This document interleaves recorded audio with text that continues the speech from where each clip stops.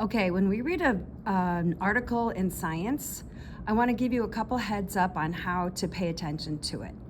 First of all, don't skip these subtitles. These subtitles are what you're going to use in your notes. They also give you a heads up about what this whole section is about. Okay, so the first thing is comparing substances at a very small scale. So let's read this first paragraph. Imagine you're eating breakfast. The wooden table you're sitting at is hard. Your orange juice smells sweet. Sugar in your sugar bowl is white.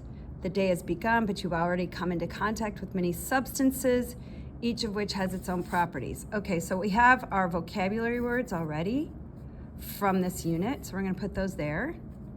What is it that gives these substances their different properties? To understand where these differences come from, scientists observe substances at a very small scale, much smaller than we can observe in our daily lives. Now, to me, I've got the vocabulary words here, but it really doesn't give me any information, so I'm not going to take any notes here. So I'll just go on to the next section. And then here we go, tiny pieces called atoms. Today we call this the atomic theory.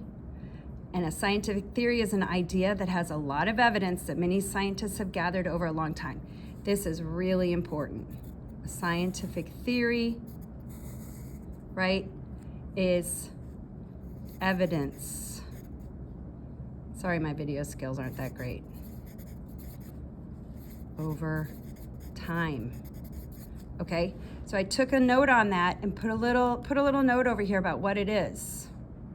Even today, scientists continue to gather evidence that all matter is made of atoms. So now we're going to underline that. Matter is made of atoms.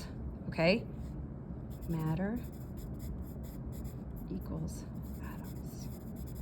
Okay, that's just the notes that I would take. You might have other ideas, but this is kind of what I expect with the annotations.